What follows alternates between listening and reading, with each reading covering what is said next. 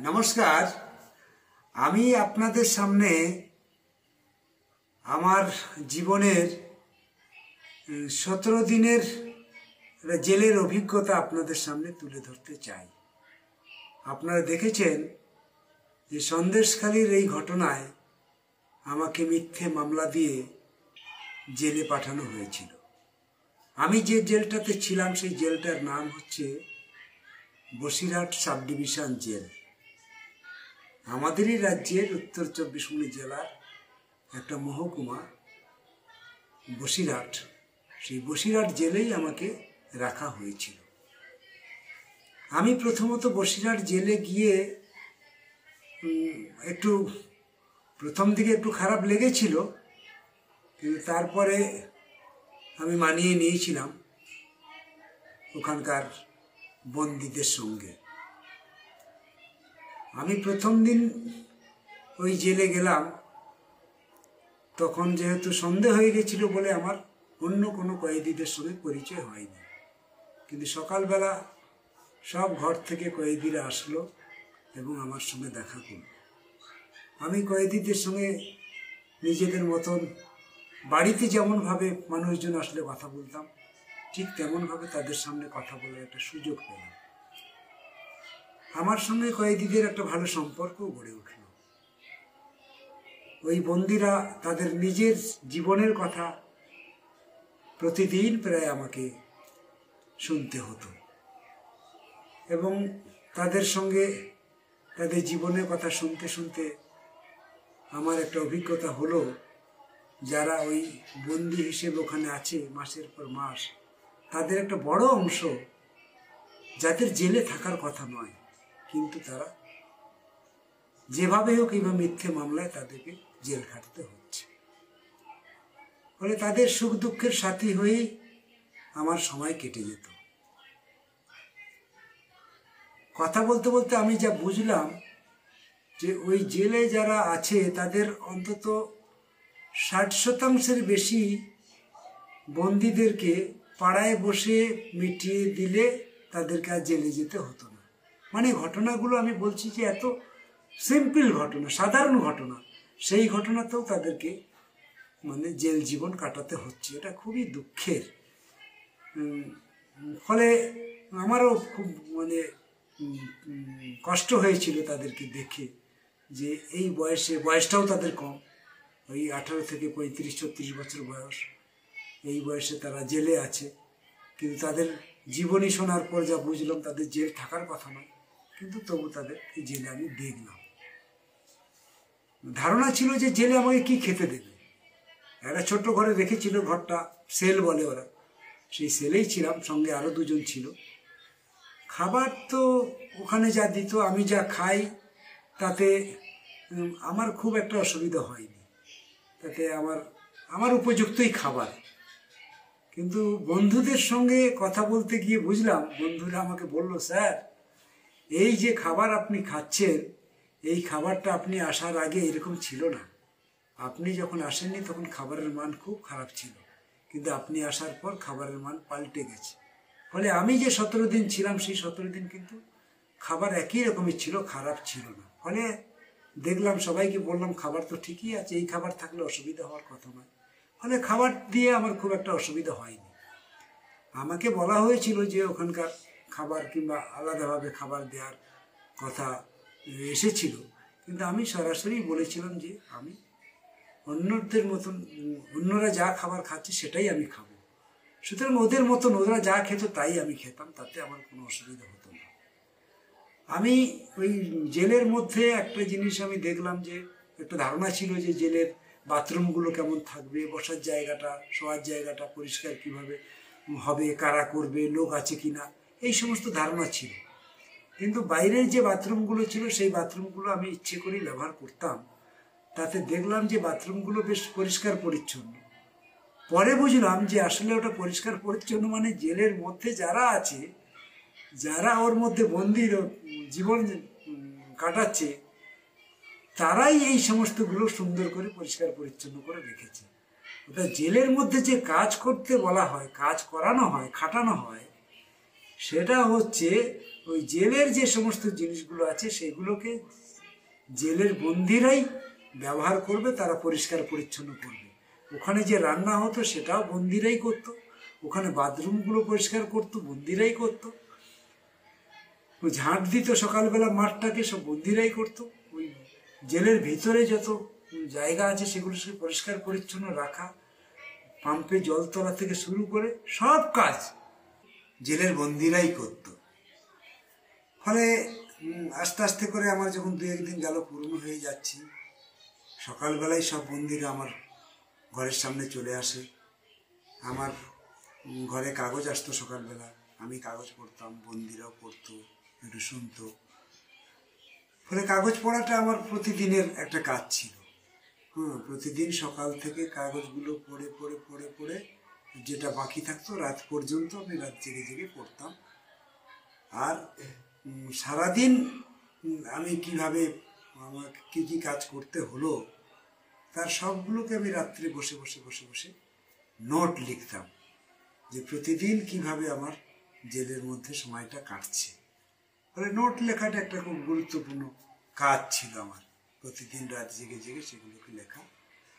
আর সকালবেলা থেকে যে সমস্ত বন্দিরা আমার কাছে আসতো, তারা তাদের কেসের ঘটনাটা, কী জন্যে জেলে এসেছে, এই সমস্ত কথা তাদের কাছ থেকে খুব মন কান দিয়ে শুনতাম আমি। তাতে করে ওদের সঙ্গে আমার একটা বিরাট রিলেশন গড়ে উঠেছিল, তারা খুব কাছের লোক বলে মনে করতো আমাকে। তবে ওই জেলে মানে বাংলাদেশি অনেক বন্দি থাকতো আর কি, যেহেতু বর্ডার এরিয়ার কাছে, তো বাংলাদেশের অনেক মানুষ ওই জেলটাতে আসতো। তারাও কিন্তু আমার সঙ্গে কথা প্রসঙ্গে কথা বলতে বলতে, আমি যেহেতু ভারতীয় এবং কমিউনিস্ট পার্টির আমি সদস্য, আমি সিপিএম পার্টি করি, সেদিকে অনেক বেশ বেশ বাংলাদেশি মানুষ কিন্তু কাছে এসে জানার চেষ্টা করতো, বোঝার চেষ্টা করতো। এই সব মিলিয়ে সব বন্দীদের কাছে আমি যেন ওদের একটা খুব মানে পছন্দের ব্যক্তি হয়ে উঠলাম।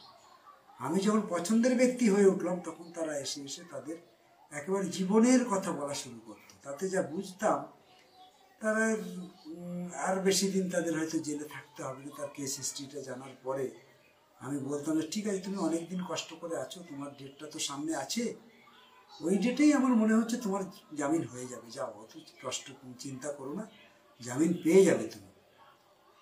এখন তারপরে দেখা গেল সেই ডেটে তার জামিন হয়ে গেল। এইভাবে পরে আরেকজন এরকম বলতে বলতে বললো, আমারটা দেখুন না, আমার তো কেসের অবস্থাটাই, আমার কি জামিন হবে না? তারও ঘটনাটা শোনার পরে বুঝলাম যে না, এর তো আর বেশি দিন থাকার সুযোগ নেই, কারণ কেসের যা হিস্ট্রি যা শুনছি তাতে জামিন হওয়া উচিত তার। তাকেও এইভাবে বললাম যে তোমারও জামিন হয়ে যাবে, যাও। এবার ধারাবাহিকভাবে না বেশ কয়েকজনের মানে জামিন হতে লাগলো। যখন জামিন হতে লাগলো, তখন একটা কোর্টের মধ্যে মানে জেলের মধ্যে একটা প্রচার হয়ে গেল যে এমএলএ সাহেব যাকে বলছে তারই কিন্তু জামিন হয়ে যাচ্ছে। ফলে আসামিদের মধ্যে একটা হিড়িক তৈরি হয়ে গেল যে আজকের গিয়ে এমএলএ সাহেবকে বলতেই হবে যে উনি যেন বলেন, আমাকে বলুন আপনি ছুঁয়ে, যে আমার যেন জামিনটা হয়।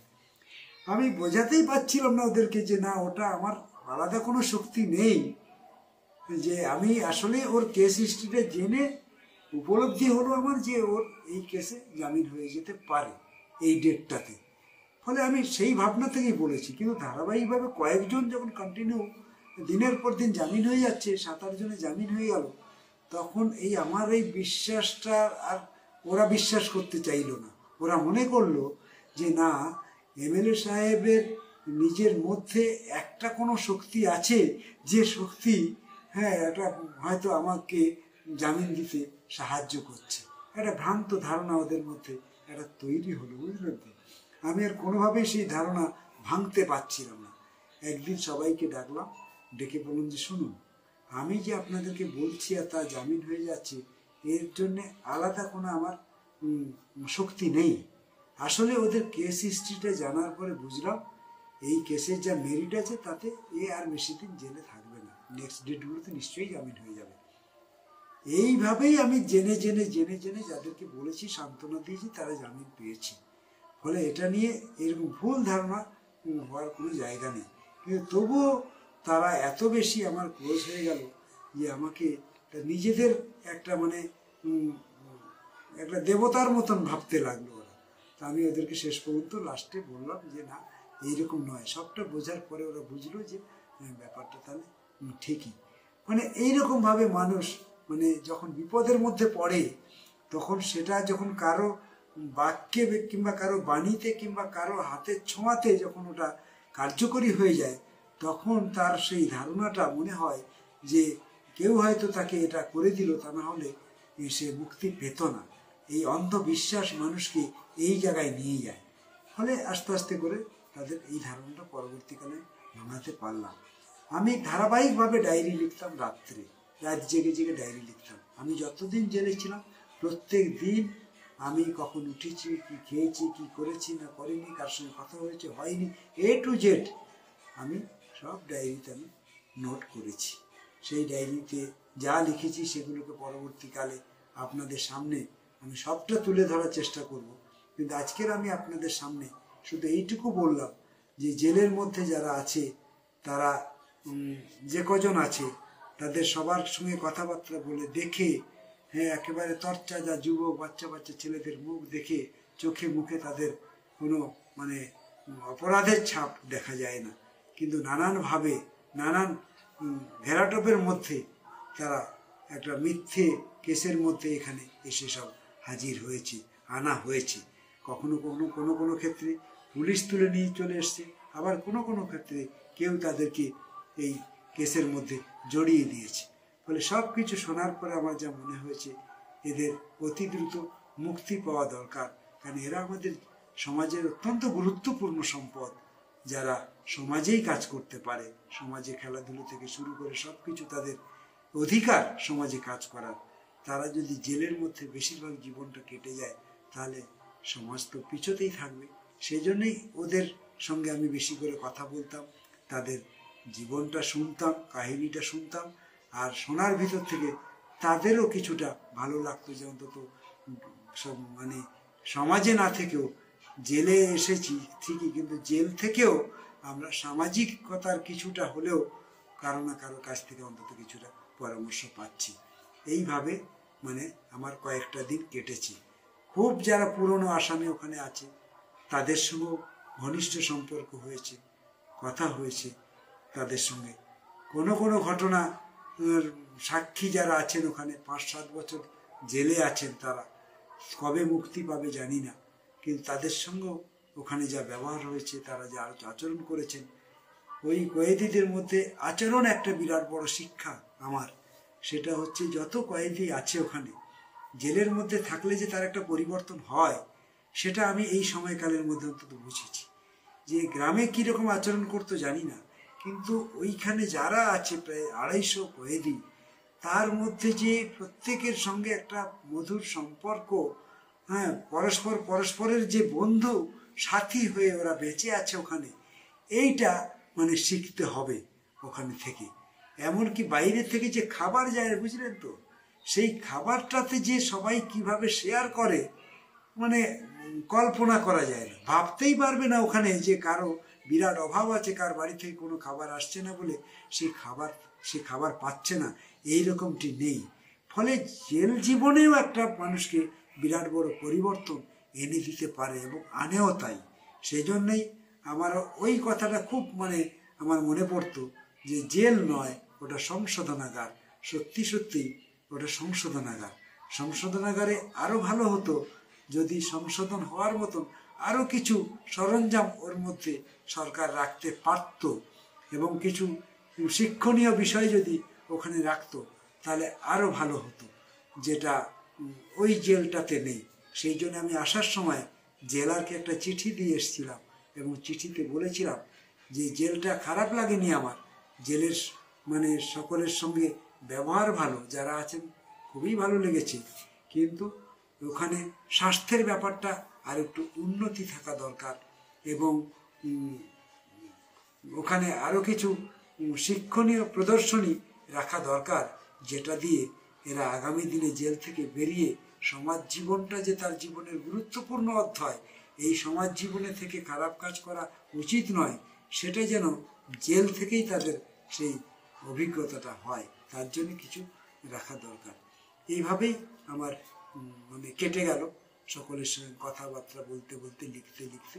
সেই জন্য আমার এই জেল জীবন অল্প দিনের হলেও মানে জেল সঙ্গীদের সঙ্গে আমার জীবনটা কেটেছে।